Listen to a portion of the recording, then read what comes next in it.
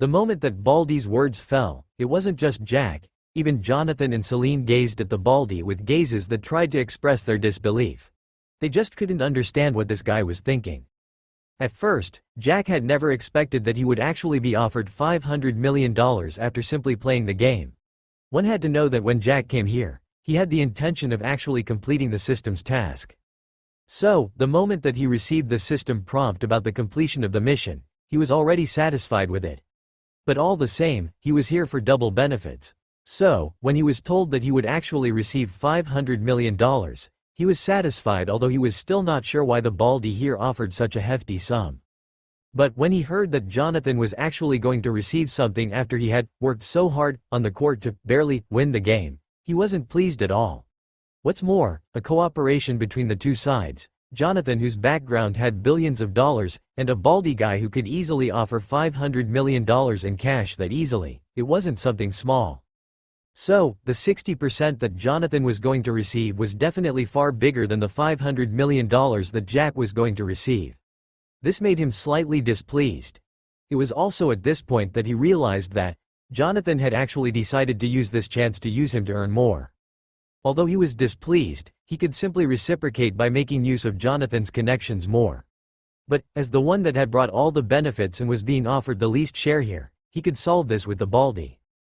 But just before he could say a word, the Baldy actually decided to give Celine 12% shares of the entertainment company known as the Rose. This made Jack stunned. He was now wondering what the heck was going on here. It was understandable that he would receive something because he had worked for it. Jonathan, on the other hand, had also received something because of the agreement with the Baldy. But, what was this with Celine? Could this guy be trying to hook up with Celine in front of him?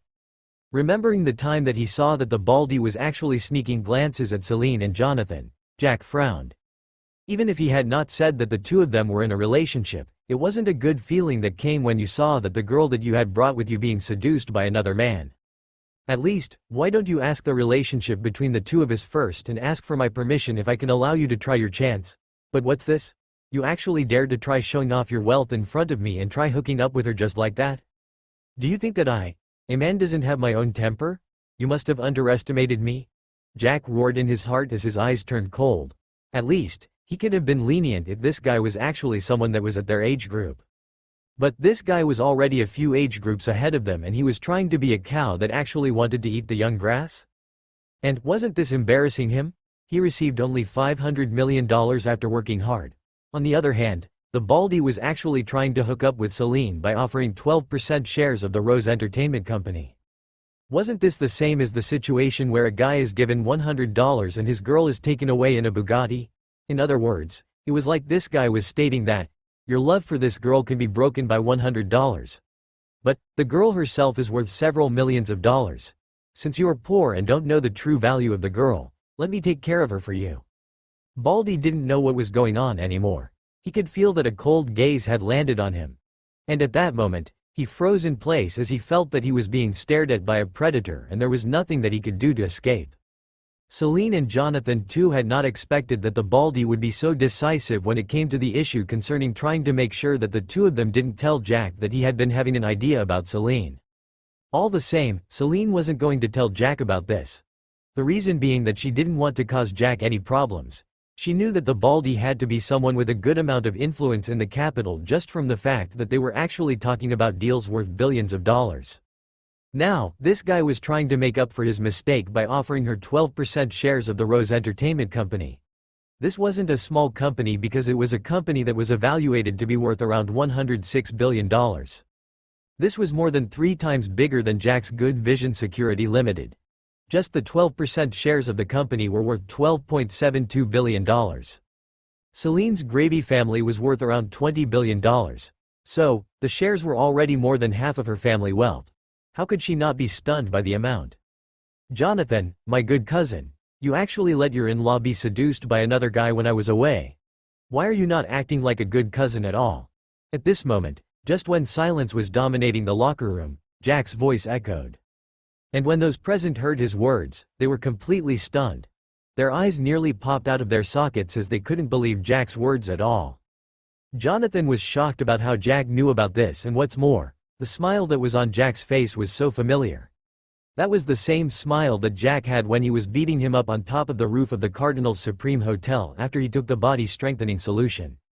He knew that this guy was actually looking for a way to beat him up, and, since he wasn't his match, he was trying to find his way out of the situation. Otherwise, he would be beaten to a pulp not long from now. Celine on the other hand was staring at Jack with her eyes incomparably widened in disbelief. The reason for that was simply because Jack had referred to her as Jonathan's in-law. Didn't that mean that he was actually taking her as his woman?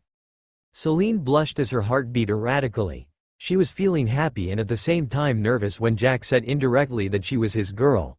She didn't even know how to respond to this at this point.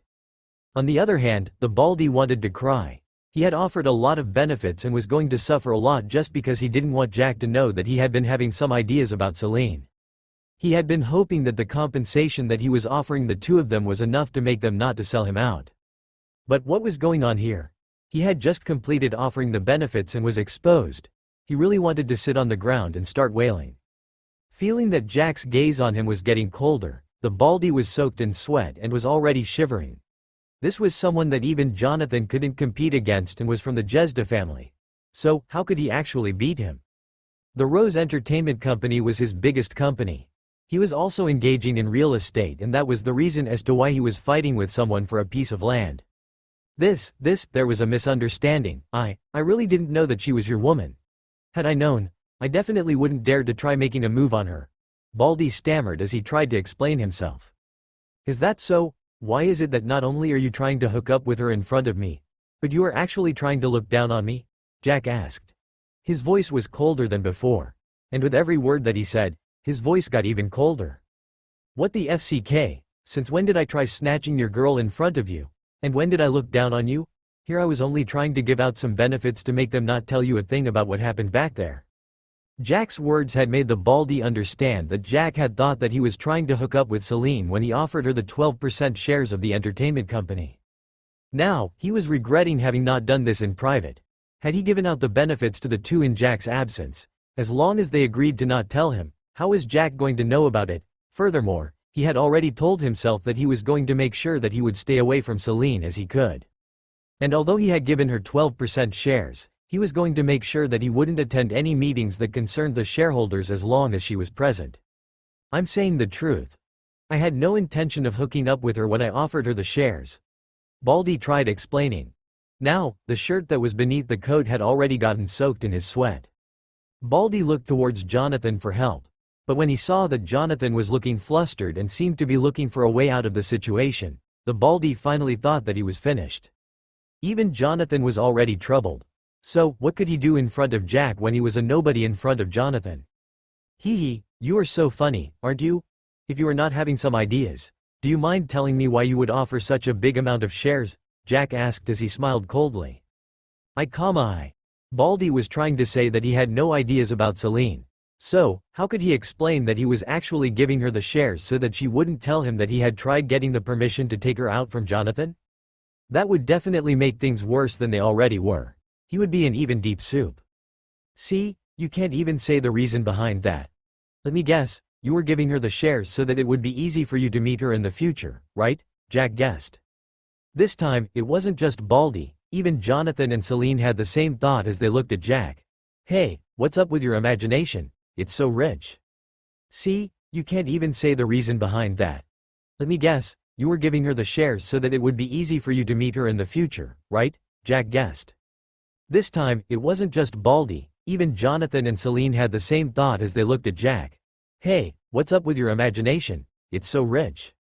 Jack, this guy was giving her the shares because he was trying to apologize for having some thoughts about her. At this time, Jonathan decided to help the Baldy.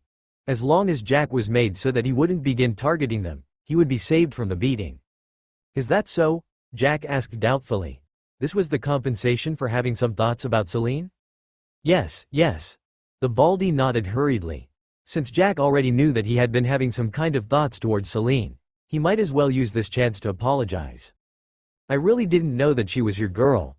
When I was informed that she was taken, I immediately gave up on her and decided to compensate her by giving her the shares. That's the best that I have and that's what I offered, Baldy explained. Jack looked at Celine and asked, Celine, what do you think? Is the compensation enough? If not, I will have him offer you more." Celine, who was still in a daze in her own world, finally came back to reality and replied hurriedly, "It's enough. It's enough." Although she had been having the intention of having the Baldy increase the shares, looking at the way that the Baldy was looking at her, she decided to take it as it was.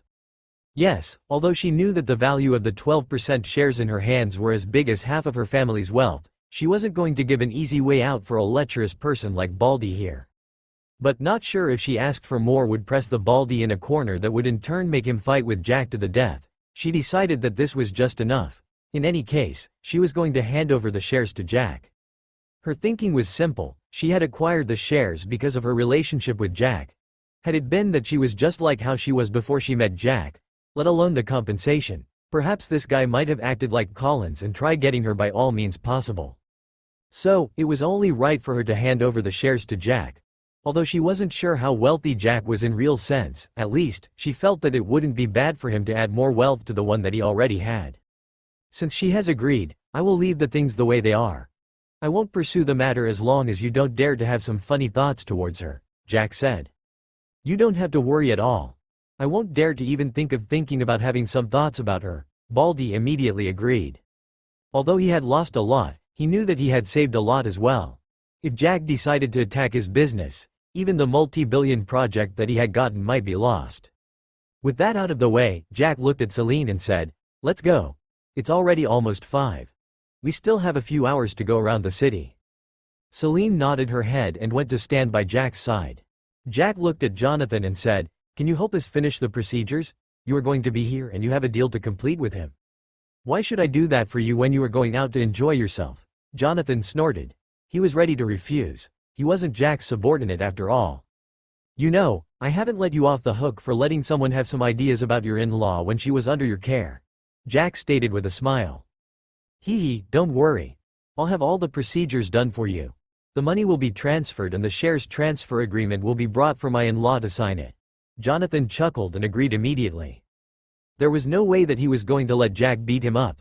There was no way that he could escape as Jack could easily as they were inside the locker room. But, had he been far from here, he wouldn't have agreed even if Jack said that he would beat him up. As for now, since he was already here, he might as well help Jack and Celine handle the procedures. He was going to be here for an hour at least so that he can complete the cooperation with the Baldy anyway. With the agreement of Jonathan, Jack held Celine's hand and they left the locker room. They still had to spend some time together. Seeing Jack leaving, the Baldy was about to cry. He had offered all the benefits so that Jack wouldn't know about what happened. In the end, Jack still knew about it and he couldn't take back the benefits that he had offered. The benefits had just changed the reason of being given out, from simply to gag the information, to compensation for his acts. What could he do? After they got to the parking lot, Jack noticed that Celine was looking at him with a peculiar gaze. Jack could already tell the reason as to why she was looking at him in such a manner. So, he turned to look at her and asked, "What? You don't want to be my girl?" Celine turned red even more. She nodded before shaking her head only to nod her head.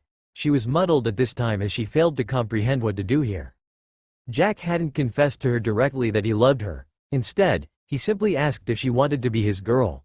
So, she wasn't sure if it was true that he wanted to be her man or if he was just messing around with her. She wasn't sure on what to reply to this. She could nod because it was true that she wanted to have him as her man. But, that wasn't a true answer to Jack's question as that would mean that she wasn't agreeing to Jack's proposal. As for shaking her head, she was confirming with him that she agreed. It was only a moment later that she thought that he might misunderstand her, so she nodded. Looking at the girl who wasn't sure about how to reply, Jack smiled and pinched her cheeks. "Look at you. You don't even know what to decide on. Well, I'll decide it for you. From today onwards, you are my girl," Jack declared. "Ah, what are you doing?" Celine cried out in surprise at Jack's actions. Before Celine could react, Jack carried her princess style and headed for the car in the distance. Since the arena was booked by the two factions for the match, there were not many cars in the parking lot due to the fact that there were only a few people that came here on this day. "Worry not. I will carry you back. All you need to do is to show me the direction and I'll take you there. So, you can simply relax and think of where you want us to spend the rest of the day," Jack stated as they headed for the car. Celine nodded. Although she was feeling shy at the moment, she really was feeling happy in her heart. For Jack to be this open with her, although he hadn't said that he loved her, What was the need of words when actions spoke louder than words? When he arrived in front of the car, Jack opened the door and gently placed Celine inside. Then, he went around and took the driver's seat before driving from the arena. Not long after they left the arena, Jack realized that Celine was gazing at him just like how he was looking at her when she was driving. In reply to this, he simply smiled and focused on driving. But seeing that she had no intention of telling him where they were heading to, Jack looked at her and asked with a smile, "Am I that handsome?" "Yes." Subconsciously, Celine nodded. It was only after seeing Jack's cheeky smile that she realized that he was actually messing with her. "Humph, I'm not talking to you at all." She snorted and turned to look at the side. "Haha, just admit it. My handsomeness has captured your heart, right?" Jack chuckled as he asked proudly. Seeing that Celine continued ignoring him, Jack got serious and asked, "So, where are we going to, my dear?" The moment that Jack asked about where they were going to, Celine had wanted to respond because she had a place in mind. But when she heard him refer to her as his dear, she got happy. So, instead of saying where she was previously having the intention of them spending their time there, she changed her mind. "I'll give you the directions," Celine stated enthusiastically. The sudden change surprised Jack. But all the same, he still smiled and followed the direction that she was pointing. "Where are you taking us to?" Jack asked as he drove. "Just follow the directions and you'll see. This was the place that I wanted to bring you another time. But, I have changed my mind and I'm taking you there now," Celine said mysteriously. Since he wanted to know where Celine was enthusiastic to take him to, Jack drove faster. But of course he made sure to follow the traffic rules. It was just that he was overtaking and taking turns in the means that Celine and the other drivers had never seen before. Being the first time that she had seen Jack driving this way, Celine was scared. She had never been in a car that moved in such a manner at all. "Jack, be careful. We are in a city and there are many cars on the road," Celine warned anxiously. "Worry not. Since you are here with me, I obviously won't do something that would risk your life," Jack stated with a smile. Seeing Jack's confident smile, Celine's wild heart calmed down. She put a lot of trust in Jack and believed his words. So, in a moment, she went from panicking to enjoying the wild ride, that she even sometimes forgot to tell Jack where to turn. About an hour later, the two arrived in front of a lake. This lake was also located towards the outskirts of the city. And, the scenery here was so good, it was a good place for someone to relax. About an hour later, the two arrived in front of a lake. This lake was also located towards the outskirts of the city. And, the scenery here was so good, it was a good place for someone to relax. It was already almost 6 and Jack could see that there were several boats that were in the lake. These people were all here to enjoy themselves. Reading the atmosphere here, Jack gazed at Celine and found that she wasn't even looking at him. Instead, she was pretending to be looking at the side. But, Jack could see that she was looking at a certain couple sneakily. Shaking his head with a smile on his face, Jack said, "Are you getting jealous of others already?" "Ah, no, why would I get jealous?" Celine was surprised by Jack's question. Then, she hurriedly shook her head in response. "And why would you not be jealous when you are looking at them?" Jack asked back as he pointed at the couple that Celine was looking at. These two couple were hugging each other while whispering to each other with smiles on their faces. It could be seen that these two were in love and were saying swear words to each other. "No, I wasn't jealous," Celine shook her head in denial.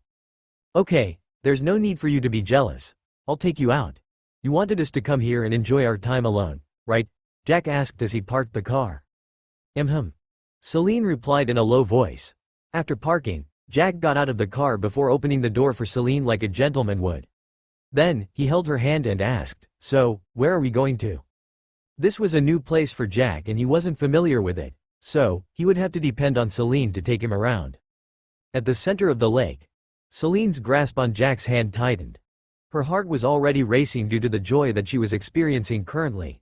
She pulled Jack towards the shore of the lake that had several small boats anchored. Although it was already getting dark, Jack still followed. Perhaps there was something that they were supposed to see when it got dark. When they reached at the place where the boats were, they took one of them. The boat that they took was the one that could accommodate 3 people. Jack immediately took the single-bladed paddle and began propelling the boat towards the center of the lake. Since he was strong enough, although the boat needed 2 people to propel it, Jack could do it alone. As they headed further from the land, Celine sighed with emotion. She was always dreaming of this since the day that she had acknowledged in her heart that she loved Jack. And the emotions got stronger that night when she was kidnapped by Collins and his group of lackeys. "What are you sighing about?" Jack asked Celine, who was seated in front of him, facing him. "Jack, thank you," Celine said sincerely. "What are you thanking me for?" Jack asked confusedly. He didn't understand why she had to thank him. "Jack, to tell you the truth, I don't know how my life would have been without you. I faced a lot of problems and you have helped me in solving them," Celine said as tears glistened in the corner of her eyes. "When the company that I started for my friend Husta faced some goons, you came and resolved it. Then, I was lucky enough that when I was kidnapped, you were there with me. In the end, you saved me again. When we were in Volant City, Collins and his lackeys kidnapped me. Had it not been for you asking Denali to keep an eye on me, I wouldn't have been the way that I am," Celine continued. "And all this while, I have never given or done anything for you to show my appreciation. So, Jack, although it's true that I had received it because of you, I would like you to receive the shares that I was given by the Baldy," Celine said. Seeing that the tears were threatening to fall from Celine's eyes, Jack frowned. He saw that they were already a distance from the shore. So, he put down the paddle and closed in on Celine. He held her cheeks and gently wiped away the tears that were threatening to fall. He looked at her in the green eyes and said, "You know, there's no need for all that. I did all that because I was there and I could. So, there's no need for you to give me something in return other than being my girl. Do you accept that?" Looking at the way that Jack was looking at her, plus reading the emotions that could be seen in his eyes, Celine was touched. She fell into Jack's embrace and hugged him tightly. Jack's hands wrapped around her petite body as he began stroking her hair. Celine continued staying in his embrace for over 5 minutes and responded to Jack's request. "Jack, I accept being your girl." Jack smiled. Although he had initially planned to open the envelope first, he had changed his mind. Once he got back, he would open it. Since he always went around with it, he had left it in the Cardinal's Supreme Hotel. He can open it tonight once he got back. So, even if his mother had some kind of ideas about something, he could as well wait for it after opening it. As for whether he would change his mind after reading the contents, that would depend on what the information there stated. "Alright. Let's not affect the reason as to why we are out today. Aren't we out to enjoy ourselves? So, let's go towards the center of the lake," Jack stated. Celine nodded before getting out of his embrace. Then, she watched as Jack began paddling the boat as they headed towards the center of the lake where there was a restaurant. The lake itself wasn't that big. So, it was easy for Jack and others that used this kind of boat to get there. As for those that couldn't paddle the boat, they used the motorboats that had someone who was in charge of getting them there. Jack could have chosen that boat, but he wasn't willing to have another man on the same boat as the two of them when they were out here to spend their time together. "Jack, can you accept the shares?" Although Celine wasn't sure about how wealthy Jack was, she just wanted to thank him. Although she was now his girl, it was true that when he helped her back then, she wasn't his girl and had no right of receiving his help. "Why? They belong to you," Jack stated calmly. "But, I only received them because of your presence. Had you not been there, not to mention the shares, I might as well have been taken advantage of," Celine said. "You wouldn't have experienced that if I wasn't there. After all, without me there, why would you go there? Furthermore, that's the compensation that you received. This was something that you deserved. And had you said that it wasn't enough, I would have made him pay more," Jack said. Seeing that Jack had no intention of accepting it, Celine could only compromise. "Okay then. I'll take care of these shares for you. In case you will want them, I'll give them to you," Celine said with determination. Seeing this, Jack only shook his head. "Alright then." Although Jack accepted, in his mind, he was thinking, rather than taking the shares from you, perhaps I might as well help you in acquiring the whole company. In this way, I can push that bald-headed randy goat far from you. That was the plan that he had developed. Though, that would have to wait till he was good financially and he was done with the issue concerning GVSL. Not long after, the two arrived in front of a restaurant that was built in the center of the lake. Jack could see that the foundation of the restaurant was made by concrete pillars. And, he was sure that these pillars that rose from the bottom of the lake were reinforced by steel. Otherwise, they would collapse from the pressure that was coming from the water. As for the body of the restaurant, it was made from wood. As for the type of wood, he had no information. At the entrance, above the door, there was a plaque that had the name of the restaurant on it. "Couples Paradise Restaurant, huh? Is this where you were looking forward to coming with me before today?" Jack read the name before asking. Celine blushed before she nodded. This was indeed what she had been thinking about since she arrived here in Kartu City with Jack. Looks like your dream has been achieved, Jack stated with a smile. In response to this, Celine pinched his waist. Jack chuckled. After all, she had just moved all the way from the front of the boat just to pinch him. Girls, how weird. Jack could see that there was already a group of people who were here already. It was already close to 6 and most of the people were coming from work. So, it was understandable that there were several people who were going to have their meals here. After handing over the boat to the ones in charge of receiving the guests, Jack and Celine entered the restaurant. It was big and Jack could see over 100 tables on the ground floor. These tables could only accommodate a maximum of 2 people if they wanted to be comfortable. There were 4 floors here, and Jack and Celine went to the topmost floor where there were private rooms. So, what are we eating today? Jack asked as he looked at the menu that had been handed to them by the waiter. I'll place the order for you, Celine stated before she began ordering. Due to the environment, the dishes here were mainly seafood, but there were some of them that came from the fresh water lake that was below the restaurant. Dishes were served one after the other. The smell that came from the seafood was so attractive that Jack gulped. Although he had by now gotten used to eating the high-end dishes, he had had less of the seafood. Celine seemed to be good at ordering the seafood as most of the ones that she had ordered for were the ones that could deal with the hunger that Jack was in currently. Although he had eaten a lot of junk food when he was out with Celine, he had also spent some of it. Furthermore, it had already been a few hours since he last ate. With the improvement of his physique, so had his appetite increased. And it seemed that his appetite was increasing as days went by. He wasn't sure why, but it seemed that he would have to ask the system about it once he got back. The two began eating. Jack fed Celine at times, and since there were only the 2 of them in the private room, Celine accepted Jack's treatment with a smile. In return, she helped him in some of the dishes that he didn't know how to eat as this was his first time. She had been with Jack for over a week back in Incoed City and she knew about his appetite, so she had made sure to order a lot of food for him. As they ate, they looked out the window. Since it was still summer, night always set in a little late. Though, the sun had already set and the darkness had already began covering the sky. It was also at this point that Jack realized why Celine had brought him here.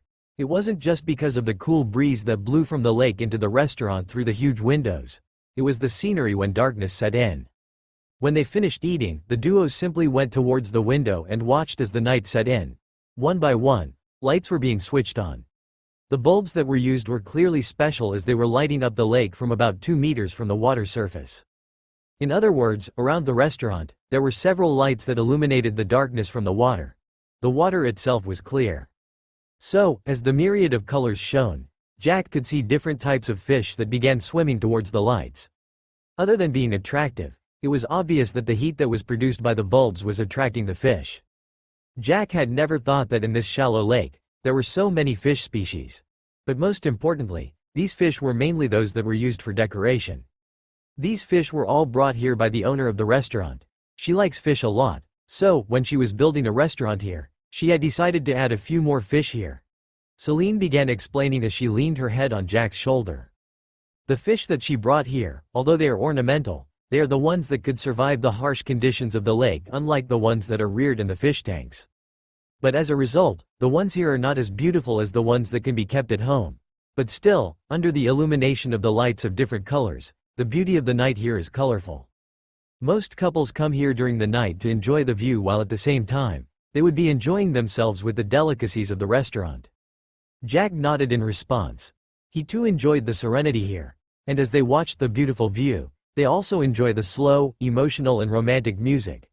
This was indeed a place for couples. But even if these fish were brought here, are you sure that there's nobody that can come and fish them out? Jack asked.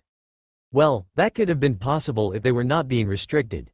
These fish cannot move far from the center of the lake because there's a separation that has been placed there, surrounding the whole restaurant. In this way, if there's any predator that could eat them, it couldn't reach them. As for someone trying to fish them, there are security guards here. Since the radius isn't big, as long as someone tries fishing, they would be able to spot them before stopping them, Celine explained. The two stayed here till it was 9 and 8 in the night. They had at some point gotten fruits to eat to pass time, and at the same time, as the temperatures dropped, they had a cup of coffee each. Let's get going. I'm sure that you are going to get busy tomorrow, right? Jack asked. MMH. Celine nodded in response as she stood up with the help of Jack. Although she would have wanted to spend more time with Jack, she just couldn't. The following day, she was supposed to go back and deal with some things in the family business. As the only heir, she had a lot of work to do. She had been away for almost a month, and so, there was already a good pile of work that she needed to take care of. Had she not been persistent, her mother wouldn't have allowed her to leave today. As they left the restaurant, they took the same boat as the one that they had used when coming here. Jack began paddling the boat as they headed towards the shore. And since they were in the waters, they could now clearly see the fish. They were beautiful to say in the least. Compared to the ones that he had seen in the Alfonso mansion, these were a big notch above. When they reached the shore, Jack drove the car again. "Show me the directions, I'll take you home," Jack stated. "But it would be better if I don't disturb you. After all, the trip to and from my home will take a long time," Celine said. "What are you worried about? It's not like there's anybody that would attack me, right? I can go to your house and know where it is. In this way, I can come and pay you a visit someday," Jack said. "Okay then." Celine nodded her head obediently and began instructing Jack on where to head to. About 50 minutes later, they arrived at the high-end community that was located not far from the heart of the city. The security here was tight. Had it not been for the fact that the guards here were familiar with Celine's car, they would have stopped her. "Hey, that's the first time that I have seen that young miss coming back with a man." "Right. I wonder who he is. Could he be her cousin or something?" "Of course not. Didn't you see how intimate they were in the car?" "You are right. That guy surely is lucky. To be able to get a beauty of such level, and her family is rich, he's going to enjoy his life. If I could have gotten just 10% of his luck, perhaps I may be able to throw behind the title of the oldest bachelor. Even with his luck, you won't be able to marry. Why? You are so ugly that all the ladies always run away from you. Although you could have at least managed to find a lady that doesn't care about your face, but how is your attitude? It's worse than your face." As Jack and Celine drove away, the 5 guards that were on duty on that night began chatting with each other. They had been here for a long time and they had already gotten familiar with most of the people that lived here. The community was mainly filled with the high-end single-family villas. The atmosphere was one that was filled with serenity, an indication that this was the area where rich people lived. Jack could see that each of the villas here had their own courtyards. But when compared to the big 5 villas of his Serenity residential area, these single-family villas couldn't hold ground at all. From time to time, they met with some sports cars that were being driven by the young masters that were heading out to play or were just coming back. After heading a little deep, they arrived in front of a white villa. This villa had the same design just like the others. But there were differences in terms of the courtyard arrangement, the color and the cars that could be found in the parking lot. In front of this family villa, Jack could see 3 cars parked there. The cars themselves were not sports cars but just normal cars that the rich could use as they were good in terms of comfort. There was a Mercedes Maybach S-Class, a Range Rover SV Caramel and a Rolls-Royce Cullinan. All of these could accommodate the whole family of 3. After getting here, Jack parked the car next to the others in the parking lot. Just as he was about to get out of the car, Celine embraced him. This surprised Jack as he wasn't expecting that she would react in this way. And, he didn't even know to what she was reacting this way to. Just then, Celine's voice reached his ears. "Jack, thanks for the day. I can say, this should be my best day ever since I turned 15. Worry not. If you have time, I'll accompany you," Jack promised. He knew that Celine was busy. And, he wasn't the type of man that would ask his girl not to work simply because he thought that he was rich enough to take care of her. She too had her life to live, so, he was going to let her enjoy her freedom.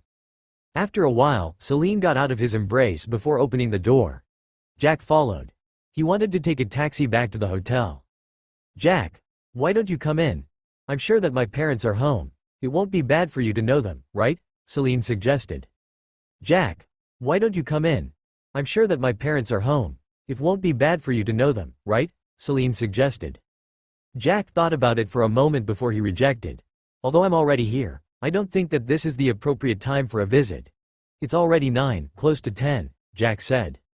This wasn't the only reason as to why Jack rejected this. The other one was that he wanted to open the envelope first. Otherwise, he didn't know what would happen in case there was something that wasn't in his favor written in the envelope. Celine thought that what Jack said made sense. So, she didn't try to pressure him. Furthermore, they had just gotten together today. There was still a lot of time for the introduction. Okay then. Good night. Celine stated as she looked at Jack. Good night. Dream more about me. Jack stated jokingly. Get lost. Celine snorted as she waved him off. Jack shook his head and began walking away. He had just taken a few steps when she heard Celine's voice coming from behind. Hey Jack, what are you doing? Don't tell me that you are going back like that, Celine asked. Yeah, is there a problem or something that I have forgotten? Jack asked in confusion. Are you telling me that you are intending to walk out of the community before taking the taxi when there's a car here? Celine asked with a frown as she pointed at her Chevrolet Corvette. You always use your car. I don't want to cause you some inconvenience. Jack waved his hand as he replied. What inconvenience? There are 3 other cars here. Furthermore, I can as well go with my mother as we always go to the same company, Celine said. You don't have to worry. I can simply get a taxi. At worst, I can get Denali to pick me up. I don't want to take away your car. This will definitely make it hard for you if you want to move around, Jack responded. Seeing that Jack wasn't giving in, Celine sighed and said, Take care of yourself then. Jack nodded before he walked off into the distance. Celine watched Jack's figure disappearing at the corner. She stayed there watching the area that he had left while she reminisced about what they had done during the day. Although it wasn't a full day, she had still enjoyed herself on this day.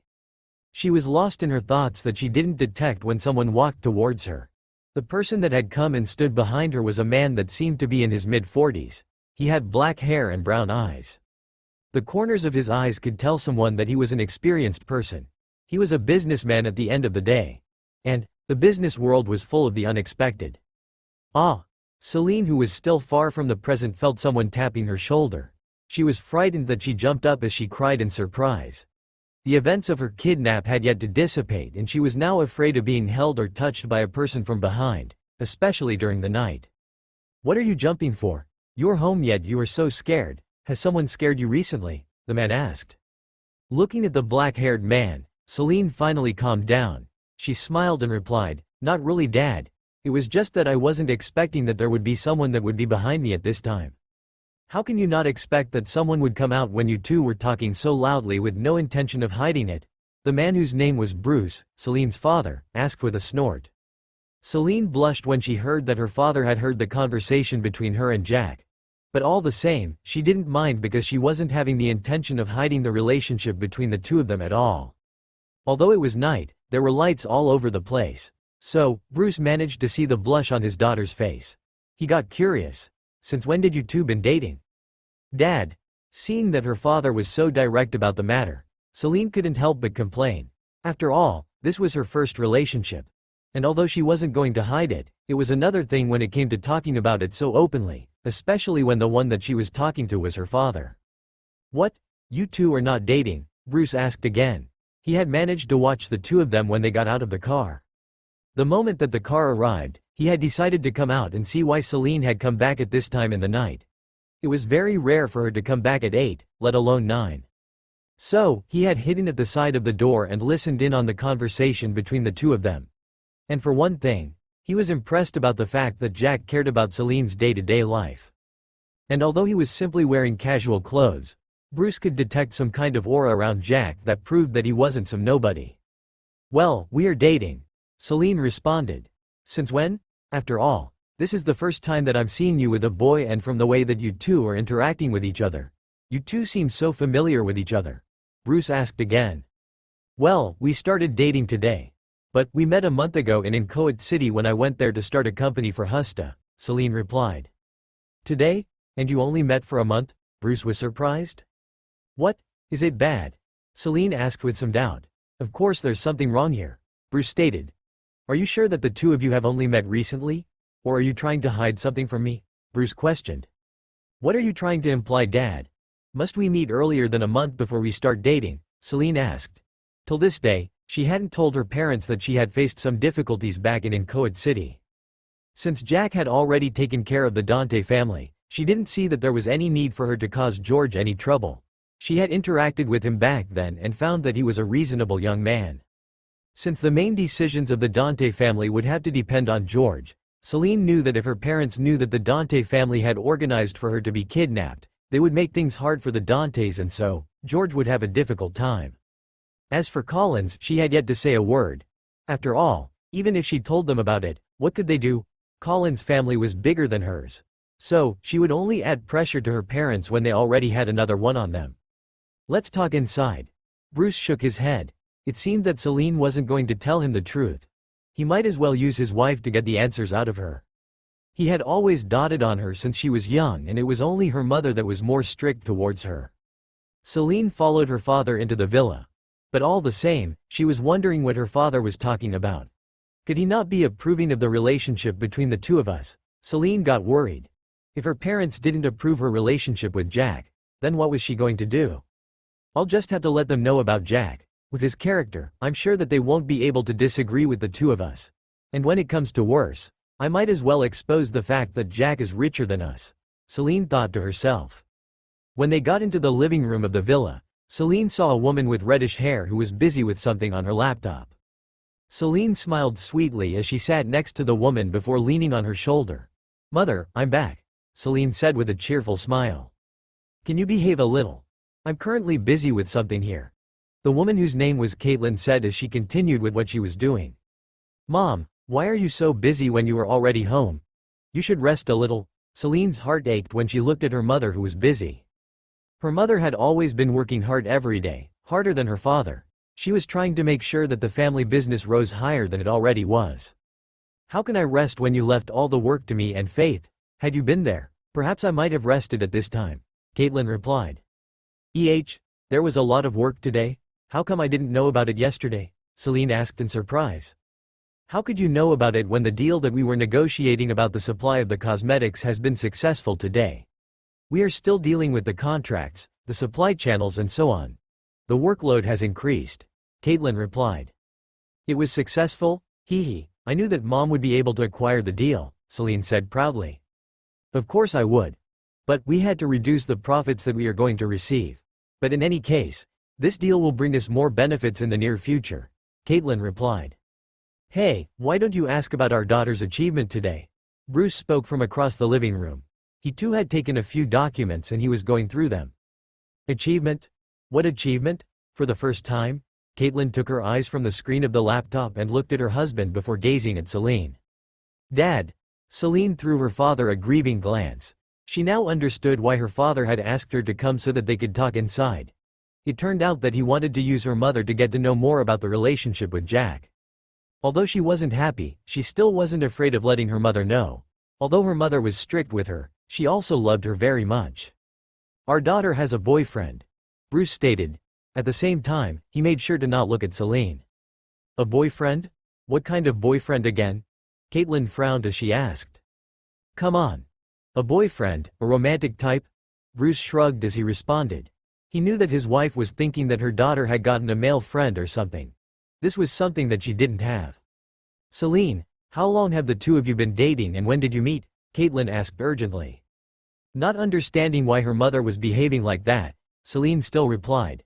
"We met last month in Incoed City and we began dating today."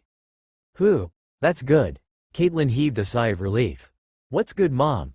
Are you agreeing to the relationship between the two of us?" Celine asked as her eyes shone.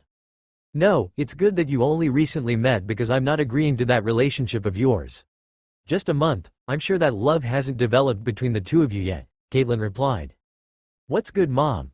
Are you agreeing to the relationship between the two of us?" Celine asked as her eyes shone. "No, it's good that you only recently met because I'm not agreeing to that relationship of yours. Just a month, I'm sure that love hasn't developed between the two of you yet," Caitlin replied. Bruce raised his brows as he looked at his wife. Before he could speak, Celine spoke first. "What? Mom, what are you talking about?" She was so shocked that her mother would actually be the first person to not agree to the relationship that she had just started with Jack. What was even more disturbing to her was the fact that her mother had actually disagreed before she could even see Jack. "I said that I'm not going to agree to the relationship between the two of you. It's not that I don't care about your feelings, but you just can't be with that boy at all," Caitlin replied seriously. "You haven't seen the boy and neither do you know about him. So, why don't you tell us why you don't want the two of them together?" Bruce asked.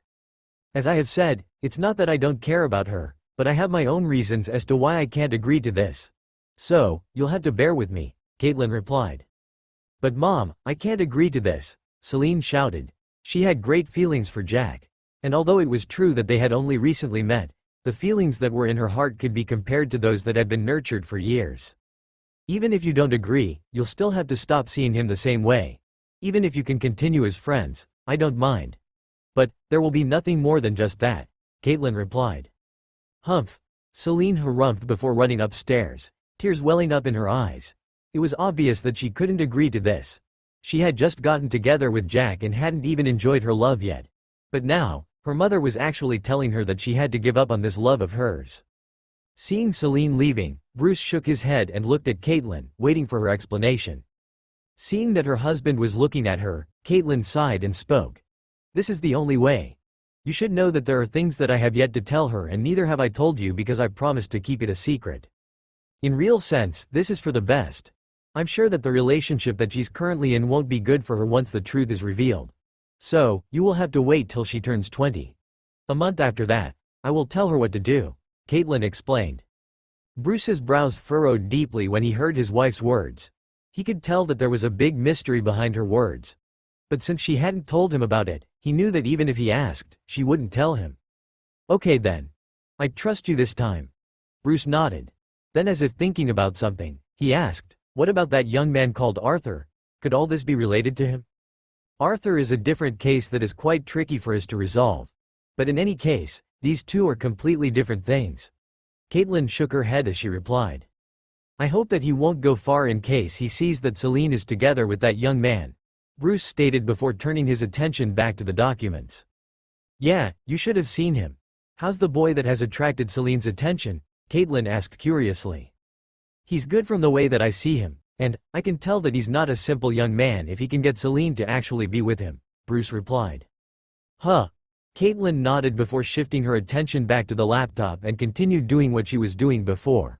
Although she was curious about Jack, she wasn't interested in knowing him if there was no chance. Jack, who was on his way out of the community, had no information that, on the same day that he had decided to be with Celine, his supposed mother-in-law-to-be had actually disapproved of the relationship between him and Celine. But if he knew, and if he found that his mother actually had said nothing about him being with any girl, then Jack could as well make his mother-in-law to approve the relationship between the two of them. Some secrets that would need time? Well, you can continue waiting while the two of us continue loving each other. That was something that Jack would have thought about. As long as Celine decided, then not even her mother would make him give up on her. As he took calm steps towards the entrance, he hummed tunes of some of his favorite songs. Since the community was big and Celine's family villa was quite in, it would need around 30 minutes for Jack to reach the entrance. As he was walking, he suddenly saw that there was a car that seemed to be out of control. Jack frowned and moved further to the side. But, the car kept on following him. No matter how he tried getting out of the way, the car followed wherever he went. It seemed that the owner of the car only wanted to hit him or something. Since the speed of the car wasn't slow, Jack wasn't given the option to try dodging several times. So, when the car got closer to him and was about to knock him, Jack used his incredible reaction speed to move away before allowing the car to get past him. Looking at the somehow familiar Ford GT, Jack frowned. This car seemed familiar to the one that he had met when he first came to Cartu City. It hadn't gotten far when it stopped. Then, the door of the car opened. A familiar figure staggered out of the car. It was obvious that this guy wasn't sober. But, he had somehow managed to come to this area without getting involved in an accident. You idiot, don't you have eyes to see where you are going to? The guy asked. Jack now remembered who this guy was. This was actually the guy that had nearly hit him with his car back then when he had decided to stroll Cartu City on foot. In the end, this guy had asked for a compensation of $100,000. He was the one that had ignored the traffic lights and nearly had someone else involved. But in the end, he was shameless enough to try to get the victim to pay up. He had actually forgotten about the issue due to the fact that he was busy with other things. But now that he was seeing this stupid young master again, it seemed that he would have to see this father of his first. Without waiting for this guy to continue spouting any more nonsense, Jack went forward and punched him in the face, breaking his nose. The young master that hadn't been expecting to get hit, wailed on the ground as he held his nose that was already bleeding. He screamed in pain as he sobered up. Jack snorted as he looked at the screaming young master. Although he knew that since this guy was here, this had to be his community as well, Jack didn't care. How could he allow some nobody to simply call him an idiot? Since this guy dared to try hitting him with a car, Jack might as well beat him up and show him that there were some people that couldn't be messed up with. The young master struggled and got to his feet and pointed his finger at Jack. "You, a mere delivery service worker, you dared to hit this young master?" Before he managed to finish what he was saying, Jack had already arrived in front of him as he punched him again in the guts. This time, he wasn't lenient at all. The poor young master had his back smashed onto the car due to the force that Jack had applied on the punch that he had thrown. Before he could scream a lot, he felt the collars of his shirt being held. Then, he was pulled up from the ground. What followed next was a heavy rain of slaps on the guy's face. Although Jack had actually punched his face before, his target was only the nose. But this time, the cheeks of this guy began turning red before they swelled up. After that, the guy began losing several of his molars. This was the punishment that Jack had decided to administer. Jack then dropped the guy onto the ground as he headed for the Ford GT. Then, with a stomp of his foot, the bumper of the car was deformed. "What are you doing? You dared to smash my car? You get it?" The young master, whose cheeks were now swollen as if he had just stuffed a few apples inside them, shouted in anger. "You dare to smash my car? You will regret it." Jack ignored him and continued with the smashing. And in no time, the car had turned into scrap metal. This time, the young master had no words to say.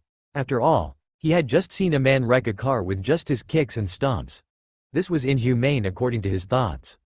The loud screaming added with the sound of a car being hit attracted the attention of the guards that were still chatting about what they had seen. As they rushed to the scene, they were stunned by what they saw. The car that had just gone past them not long ago had already been turned into scrap metal. The young master, who was always lofty and high, the one that looked down on them, was now on the ground, unrecognizable. Well, what they could use to recognize him was only the clothes that he was wearing, as that was something that they had seen him with.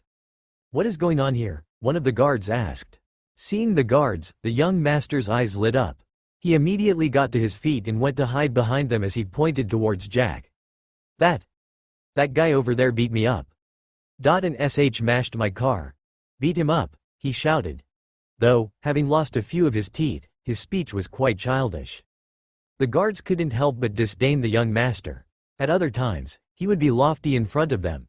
But now that he had found his match, he was actually cowering in fear and seeking for protection from them, the lowlifes as he always referred to them. "Wait, isn't this the guy who was with the young miss not long ago?" one of the guards asked. "That seems to be the case," another replied. "Could there be a misunderstanding?" another asked. Before they could continue speculating, Jack took out his phone and called Denali.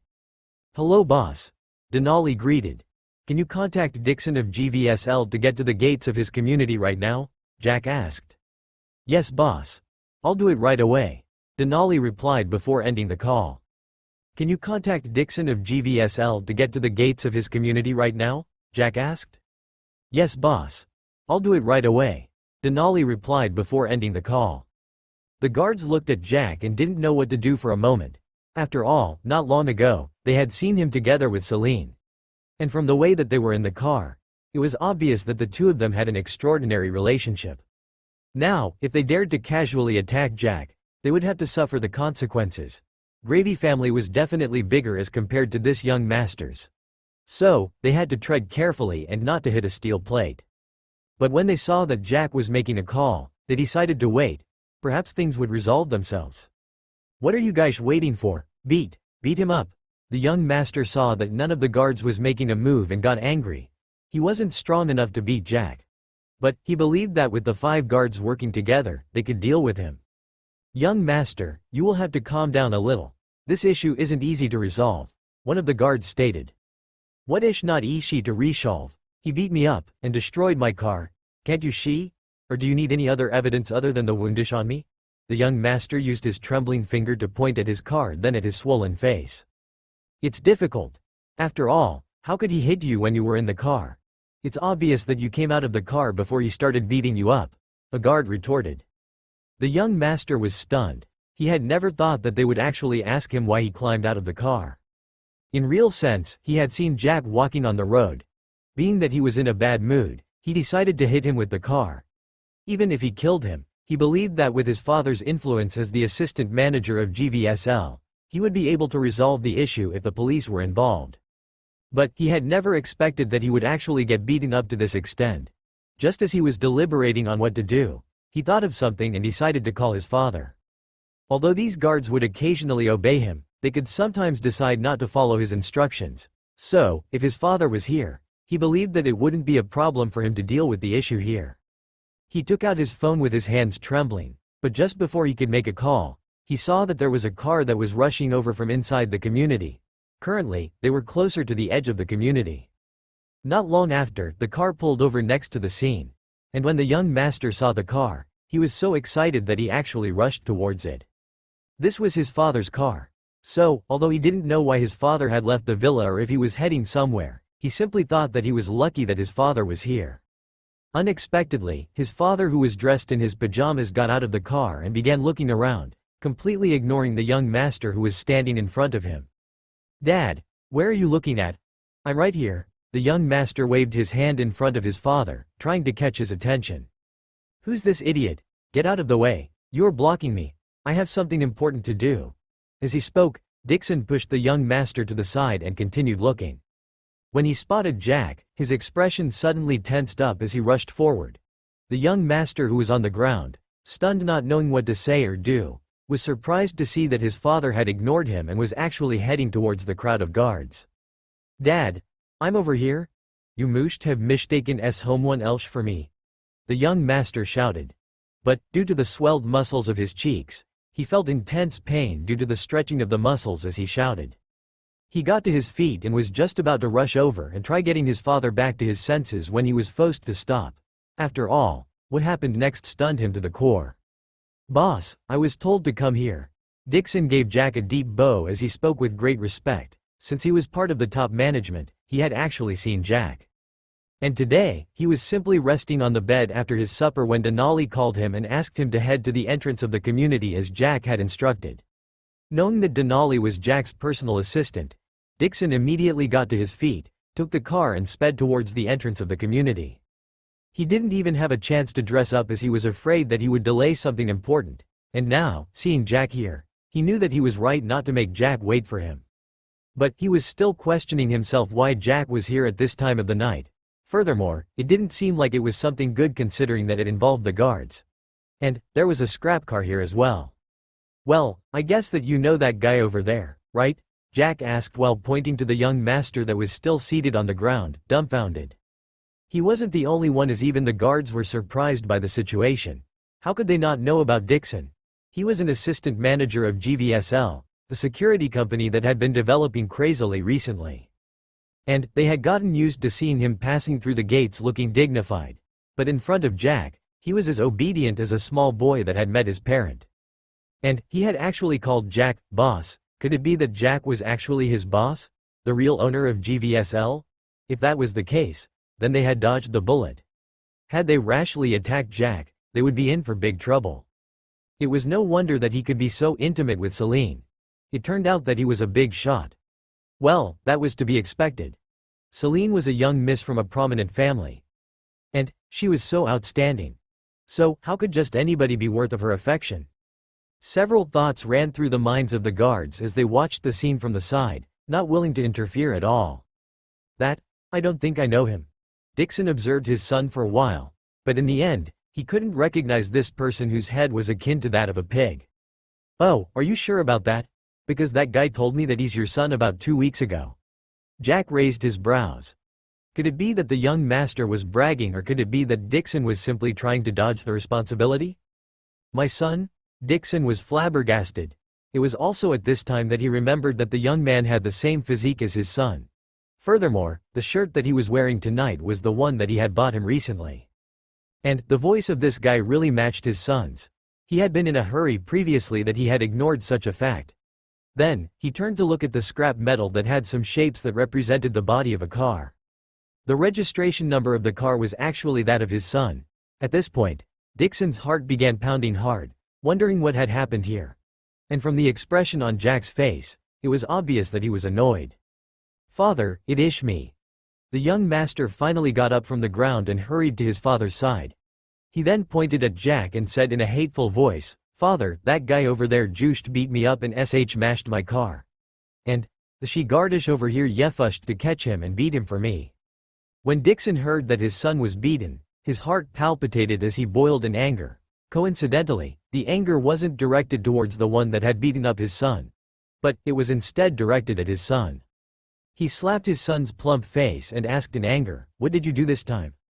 The young master was confused. He wasn't the only one that was confused, as even the guards couldn't help but look at Dixon, wanting to hear why he thought that his son was at fault. "Dad, why did you hit me for?" With tears welling up in his eyes, the young master complained questioningly. "You dare to ask about why I beat you up? In fact, that's not enough punishment for you," Dixon roared before he began beating the young master mercilessly.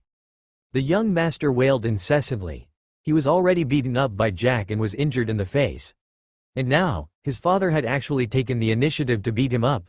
And he wasn't showing mercy at all as he beat him up without considering where he was hitting him at all. After a full minute of beating his son, Dixon turned his gaze to Jack.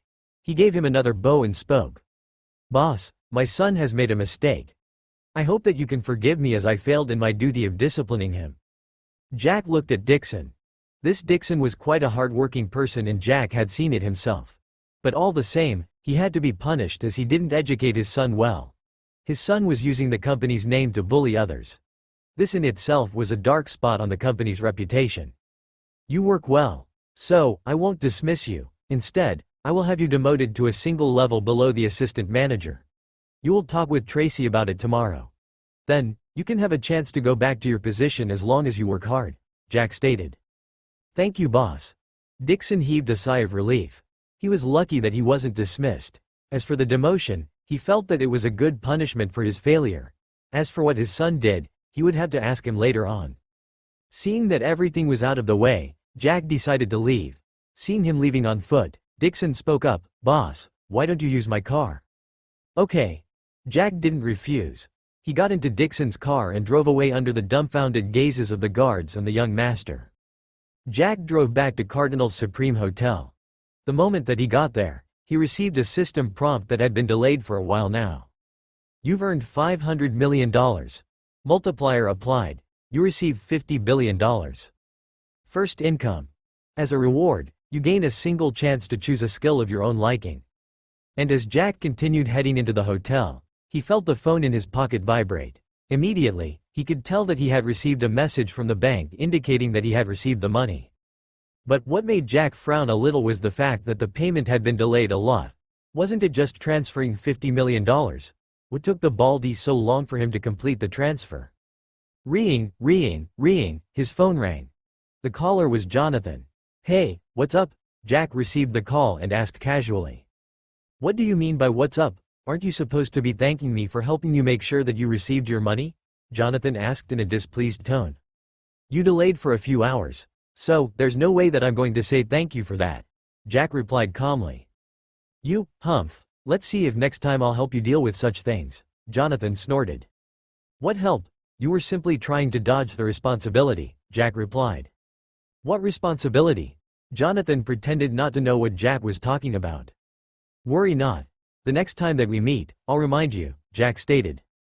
"What the hell? No matter what, the next time that we meet, I'll definitely be stronger than you are," Jonathan refuted.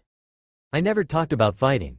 I simply said that I would remind you of something that you forgot," Jack stated nonchalantly. Jonathan was left speechless once again. In the end, he couldn't say anything and hang up. The reason for calling was to confirm if Jack had received the money. Since Jack complained about the delay, it could already be seen that he had already received his money. Jack shook his head helplessly and entered the suite. He found that Denali was present and she was currently busy with something on her laptop. Seeing Jack coming in, Denali got up and welcomed him. "Master, should I order food for you or should I prepare one for you?" Denali asked considerately. "There's no need. I already ate." Jack shook his head and refused. He had already ate when he was with Celine. So, there was no need for him to disturb Denali. "How are things going with the lot that I left you with?" Jack asked. "They all completed the procedures without causing any problems. They said that they were ready to start working," Denali replied. "That's good then. You should be able to organize with Tracy and Ayush for them to be assigned the special duties that require their muscles." Jack nodded before instructing. "Yes, master." Denali nodded her head once again. Jack then went to his room. The first thing that he did was to start preparing the body-strengthening solution as he had promised. There were still over 220 people that had to receive the solution. Furthermore, Jack also wanted to prepare some of the solution for Celine, and if possible, perhaps her family could also benefit from it. Since he was doing things in a large scale, it took him slightly over an hour to prepare enough solution for the over 200 people. But the only problem was that there were a little less small glass bottles to store the solution. In the end, Jack could only resort to storing the solution in the beaker. He wasn't ready to go out and buy the small bottles at the moment, so it could only wait for the following day. Now that this was out of the way, Jack focused on what he wanted to do at the moment, opening the envelope to unveil the secrets that were hiding inside. Jack took the envelope that was in the cabinet next to his bed. Looking at the envelope, Jack took a deep breath. Then, with resolution clear in his eyes, he opened the seal on the envelope before taking out what was contained in the inside it. There were 6 sheets of A4 papers, and in the middle of these papers, there was another small envelope. Although curious, Jack still set it aside so that he could read the contents of the documents that he had taken out of the envelope. The words that were written on the 2 sheets of A4 papers were not printed, but handwritten, and Jack could still recognize his mother's handwriting although it had already been 4 years since she passed away. Then, Jack began reading the contents of the letter. "My dear son, now that you are reading this, I'm sure that something has happened to me already. Well, I hope that you haven't given up on yourself just because you lost me. I know that you are a firm person and wouldn't easily lose your will by something as simple as losing me. After all, life and death are some of the stages of life that every human has to undergo. All the same, I simply hope that you are doing fine, and, since you have opened the envelope, it's obvious that you are planning to have someone else in your life. If you are in the Alfonso family, I can tell that things aren't going too well for you, and if I can say something that I would like to say to you when I was alive, that would be that, it's better for you to develop outside Alfonso family. Although it's true that they are providing your basic needs, it's not worth it your future, and as your mother, I definitely can't allow your future to be ruined. And if you have already left, I believe that your life is not easy if you have nobody to support you. In any case, I left something for you in the small envelope in between the 2 letters. I hope that this can help you build a foundation for yourself. Now, to another thing that I should talk about. I know that you might be curious about my origin. After all, during all these years, you only knew a single name of mine, Anne, but you never knew about my surname. So, let me reveal to you some of the truths that I have been hiding from you all these years. My full names are Anne Jezda. I'm part of the Jezda family, one of the reclusive families that are found in the capital of Azima, Kartu City. It's rich and has a net worth of hundreds of billions. I'm the daughter of the second son of the head of the Jezda family. My father wasn't lucky enough to inherit the seat of the family head and could only be second to my first uncle, who took after my grandfather. In my father's line, there are 4 of us. We have 2 older brothers. As for me, I have a twin sister who's called Anita. The letter went on to introduce the Jezda family, and just like Jonathan had told him, Jack found that the information was the same. In fact, the contents here were deeper than what Jonathan had told him. I met your father Dalton back when I was in university. He had come to visit our university with his classmates for a project and he was in his senior year while I was a sophomore. We interacted and after some time, we fell in love and planned to be together. He promised to marry me in the future. After he graduated, he disappeared for a year and only appeared when I was in my final year. He told me that he had been busy with the family matters and that was the reason as to why he couldn't pay me a visit. Although I was curious about what it was that had held him, I didn't ask as he didn't seem like he was going to tell me. We continued dating and after I graduated, he told me that he was ready to marry me. By this time, he already knew about my background as it was no secret in school that I was from a prominent background. I had once told him that it would be hard for him to be accepted by my family because of his background. But, he was too determined that he ignored the fact that in front of the Jezda family, even if he was determined to marry me, he wouldn't be able to survive as long as they decided to eliminate him. After I graduated, when I went back home, one of my uncle and my brother cooperated to find a way to marry me off to someone else. My sister Anita had already found herself a man that was from a good background and he was accepted into the family. But for me, things were different. They wouldn't accept Dalton because of his background and neither would I agree to marry the person that they had organized for me. In the end, the only solution I could come up with was to run away from home and live with Dalton. I made sure to hide my tracks with the help of my sister Anita. Dalton welcomed me and treated me well. I got pregnant before we got married. When I asked him about the marriage, he told me that he wanted to talk to my family about it. And when he heard that I had actually run away from home to be with him, for some reason, I found that he began treating me coldly. The love that he always showered me with had almost disappeared. It was also later that I found that he actually had 2 wives already. And the bomb in my heart came when he told me that he wasn't going to marry me, but because he got me pregnant, he would take me in as a mistress. Although I was heartbroken, since I didn't want to get married by the scumbag that was arranged for me back at home, I had no choice but to stay with Dalton as his mistress. And after your birth, I began encountering a lot of trouble in the family. Dalton's 2 wives didn't like me at all. In the end, they caused me to suffer a lot, especially after I gave birth to you. Then, something that caused me a lot of pain was when I found out that Dalton dated me and planned to marry me because he simply wanted to have the connections with the Jezda family. But since I had run away, I was useless, so I was cast away since I was no longer important. This was the reason as to why you sometimes found me crying. I didn't want to leave because I was naive enough to think that perhaps he might change his mind and start treating me better. The result of this is the fact that you are currently reading the contents of the envelope because I'm no longer there for you. And for that reason, I know that I have failed you. And, although I have several grievances in my heart, without any ability, I'm afraid that there's nothing that you can do to Dalton to repay what he did to me. And, although your strength should be able to rise as long as you use what I have left for you, it might take even a decade before you can compete with the Alfonso family. So, even if you have a heart that is full of rage, anger, hatred and sadness, I hope that you won't lose your mind and act impulsively as attacking the Alfonso family when you are weak. Grow strong first before you can try doing that. But then, let's put that aside. I still have to inform you of some things that are hidden. Some of the mysteries of the world where we are in. Inside the envelope, there are 2 other things that I left for you. You have a part of your memories that are sealed. You will have to use the pills inside the envelope to be able to unseal them. As for the result, that was one thing that I hoped that you would follow according to what your heart tells you. It's reason as to why you were supposed to open the envelope if you ever thought of starting your own family. The memories of yours that are sealed contain a good part of your life that will surely affect your choice of a partner. So, I hope that you haven't fallen in love yet, or you might have someone's child heartbroken. The more that Jack read the letter that was left by his mother, the more his heart thumped. He couldn't believe that there was something like the sealing of his memory. This was beyond his comprehension. Could there be hidden secrets here in the world that he actually didn't know about? Well, it was true that he didn't know many secrets. But, how could there be several supernatural secrets that had yet to be exposed? Although he was calm due to the fact that the existence of the system was one of the supernatural events, he had never expected that there would be others in existence. Furthermore, even his mother knew about it. Jack couldn't help but wonder if the whole Jezda family knew about the existence of the supernatural secrets. If so, why would Jonathan hide this from him? In any case, Jack continued to read the letter. As for the contents of your memories, I don't think that I have to say a word about them because you'll be able to find out what it is that you have forgotten.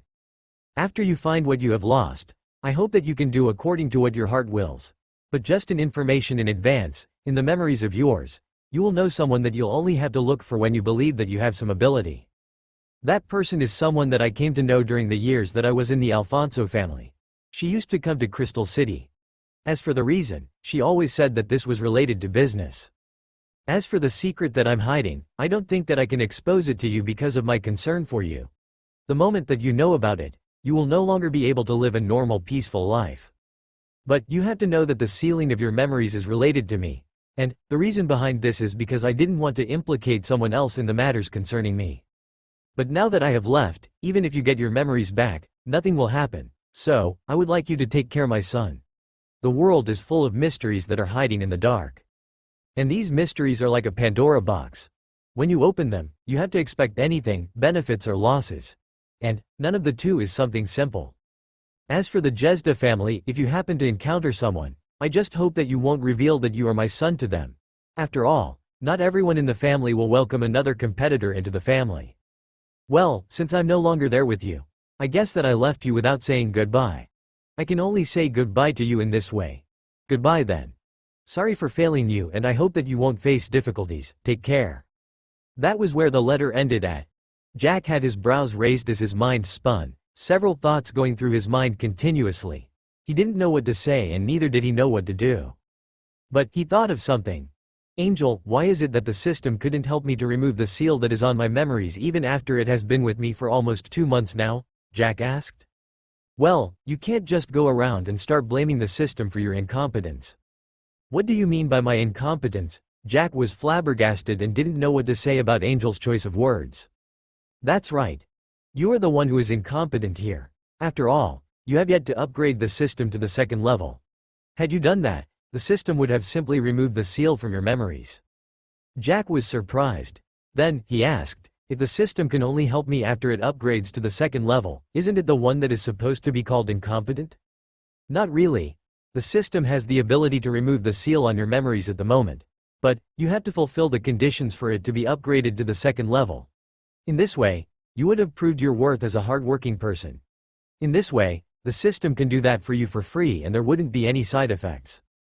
Jack didn't expect that the system would be testing him in the end. He took a deep breath.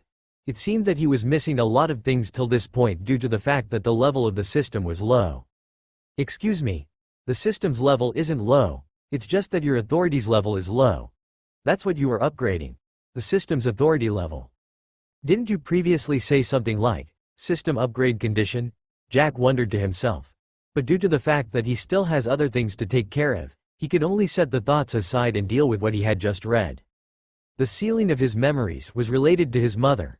The purpose of this being that she didn't want to involve someone else on something that she didn't even mention. From this, Jack could tell that there was something else that his mother was hiding. Could it be that she didn't want to involve the other party with the Alfonso family? That was unlikely. Then, could it be related to the Jezda family? That was a question that he had no answer to at the moment. Then, who was this person that his mother referred to? Could it be that she knew something about his mother? Thinking of this, Jack took the small envelope and looked at it. He could feel that there was something like a card that was present inside it. And, there were 2 small other things inside as well. Removing the seal, Jack opened the envelope. Inside, Jack found that the first thing was a bank card. And, it was one of the highest level cards of the Flyers Bank, a platinum card. Jack's brows rose. Then, he looked at the card's details. What surprised him was the fact that this card was registered under his name. But, what he couldn't understand was the fact that, when his mother passed away, he was only 15. So, where did the ID that was used to register the account come from? Jack's thoughts were still roaming when suddenly, a system prompt appeared. You've received $1.6 billion. Multiplier applied. You receive $160 billion. Would you like all the money to be transferred into a single account? Jack's jaw dropped. Another one? How does this even work? Jack asked on disbelief. Host, you must be a person of a short memory. You have perhaps forgotten the system's description of income. So, I'll help you remember for free. Then, in front of Jack, a projection appeared. This was the projection of Jack when he was in Inchoate City's Yellow Street. Inside the apartment that he had rented there, Jack, who was seated on the bed, was looking in the empty air in front of him. Then, just as Jack was startled by the scene of the projection appearing, something else made his expression turn strange. From another person's perspective, Jack could see as several system prompts appeared one after the other. It seems that you don't know the definition of income. I'll define it for you. Income is anything that comes in. If you earn money from stealing or robbing, that's income. If you go around being beaten up before being paid, that's income. In other words, as long as you do something and you get something else in return, that will be counted as income. Of course, the system limits what income will be multiplied. If you steal from a person, that will not be multiplied. If you receive bribes, that will not be multiplied. You have just received $1.6 billion from your mother. That's the income from the inheritance that your mother left for you. Since it's not counted as illegal as nobody is going to suffer, it has been multiplied. Jack could clearly remember these things due to the advantage of having the professional combat ability. He could even remember the tone that Angel used when it was saying all these. And now, he could see that this was an exact replica of what had happened there. Jack wondered, could it be that the system always records what happens all this while? Not really. This is just a fragment that the system has extracted from your memories. So, there's no need for you to panic. How the FCK am I not supposed to panic when you are clearly telling me that you can simply access my memories before projecting them out? Won't this be bad if you project my secrets just when my enemies are around? Jack couldn't help but curse when he heard Angel saying that there was no need to panic. What's there to worry about? After all, this projection can only be seen by you, so there's nothing that you have to be worried about. No secrets of yours are exposed. No secrets exposed. How can there be secrets between two people? Now, I don't think that I have any secrets at all. Jack lamented. Seeing that the system had gone silent, Jack sighed before replying to the question that the system had asked before. Just transfer everything in a single account. I can do other transfers later after seeing the big string of numbers, Jack replied as he went on to take the two small things that were in the envelope. Jack found that the two were actually pills. And they were green in color. As for their size, they were half the size of a rice grain. So, this was what his mother had told him to use to recover his memory. Did he have to take the two at the same time, or was he supposed to take the two of them at the different times? But feeling the vibrating of his phone, Jack put the envelope aside. He had to enjoy seeing the long string of zeros in his account. Flyer's bank savings account received $160 billion. Current balance is $234,716,513,633. Jack got a little ecstatic. His balance had already gone past the $200 billion threshold. Now, he was in the level where he could start comparing with the Jezda family in terms of wealth. And if they came to a situation where they had to bid for something, Jack believed that he would be able to win the bid. After all, who could guarantee that the Jezda family could easily fork out $230 billion at this moment? What they had in plenty was the influence and assets. As for him, what he had in plenty was cash. System, I think that I have fulfilled two conditions for the system upgrade. I mean, my authority level? Jack asked. You have only fulfilled a single condition. The moment that the system prompt appeared, Jack felt that there was something wrong. And true to his intuition, something happened next that nearly made him spit out blood. Flyers Bank. You have successfully transferred $50 billion. Your current balance is $184,716,513,633. The message that came from the bank was an indication that $50 billion had just been credited. This was completely out of Jack's expectations. He had just received the money, but they had already began spending it. This was ridiculous. And what's more, the one that received the money wasn't mentioned. This made Jack think that he had to ask the bank what was going on. How could his money be transferred somewhere else and the recipient wasn't even stated? And although he knew that this had to be the mechanization of the system, he still had to find someone to blame, right? System, why the hell did you take away my $50 billion just like that? Jack complained. Well, you fulfilled the condition only after the money was transferred. The moment that the system prompt disappeared, another one appeared. On this prompt, there was the list of the requirements that needed to be fulfilled. And one of them had a tick in front of it, showing that it was completed. But Jack then saw something that made him stunned. Although he was still feeling hurt that he was no longer having hundreds of billions in his account, he still had to take care of some other problem. System, Celine is now my girlfriend. And, according to the conditions, I have to find a girlfriend, of which I do currently have one. So, why is the condition not yet fulfilled? Jack asked. He was currently grumpy at losing a lot. He had thought that the system only wanted him to have the money in his account. Who could have thought that it wanted him to have this balance so that it could be snatched away? You should know the answer yourself. Although you have agreed to be together with her, if your mother willed it, you would be willing to let go of the relationship as long as there was a good enough reason. Another thing to note is that, although it's true that the two of you share the special feelings, you haven't solidified the relationship between the two of you, and there's nothing that proves that the two of you are in a relationship. Jack was silent for a moment. That was the truth. He had impulsively agreed to have Celine as his girlfriend. Then, he had thought that he could open the envelope on this day so that he could actually find out what his mother had in store for him, and that she wanted him to open it before he entered the relationship. And true, he found something that was making him wonder what was hidden in his memories, considering that he couldn't feel as if there was any blank in his memories. No matter how he looked at it, his mother had mentioned something about him heartbreaking another child's heart. That meant that his mother was sure that if he was currently in a relationship, he would abandon it. But was Jack going to abandon it that easily? There was a special feeling in his heart for Celine. And he didn't find any solid reason that indicated that he had to leave Celine and be with another girl. So, although he was having a certain premonition in his heart at the moment, he couldn't tell if this was a good premonition or a bad one. So, he could only grit his teeth and take the pills so that he could make sure that what his mother had told him was true. But, how was he supposed to take the pills? All of them at once, or was he supposed to actually take a single pill at a time? Or was he supposed to take the 2 pills at different times? He was now in a dilemma. Jack wasn't sure on what to do. After all, he didn't know if the pill was like the body-strengthening pill. Maybe he had to do something so that it will be effective, or was he supposed to actually take them at once? Each and every choice had a downside that it may fail to be effective. 2 at a time might lead to overdose. 1 at a time might make the pill ineffective if he was supposed to take them at once. After thinking for a long period of time, he could only turn to the system for help. System, how am I supposed to take the pills? Jack asked. It's not the system's responsibility to tell you about what you are supposed to do in such a situation. Come on. It won't cost you a thing if you tell me, right? Jack was unwilling to give up. That's something that you have to deal with by yourself. As for the cost, the only thing that the system can give you without considering the costs would only be the rewards after you have accomplished something.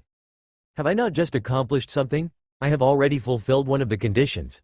Doesn't that prove that I'm working hard? Jack stated. Well, you are working hard, but you are still forgetting about other things. You got the Glaze Hotel at the start of this month, but you haven't even paid it a visit. And, you're supposed to increase its net worth by 100% by the end of 6 months. When he was reminded of this, Jack was stunned. He had indeed ignored the Glaze Hotel. He had to take care of it after he was done with GVSL and the anti-leukemia pills production issue. Well, I still have other things to take care of, so I will have to deal with it later on. But, I'll still be able to fulfill the conditions that you gave. Jack got an excuse. Yeah, busy playing basketball and going on dates. Shut it already. I played basketball as that was a task that I had to complete. I went on a date with Celine because I need a girlfriend. And, this is a condition that you set for me. How can you blame me? Jack retorted. Come on. You could have already told me what to do, you know, Jack went on. Just take a single pill. That's enough. Just 5 words made you speaking several long paragraphs at once. Man, you could have done this long ago. Jack complained. Then, he thought of something. Hey, if I take this pill, will there be any side effects? If there is, I can simply wait till I upgrade my authority to the 2nd level. Jack asked. No side effects, as the one that condensed the pills is the one that sealed your memories.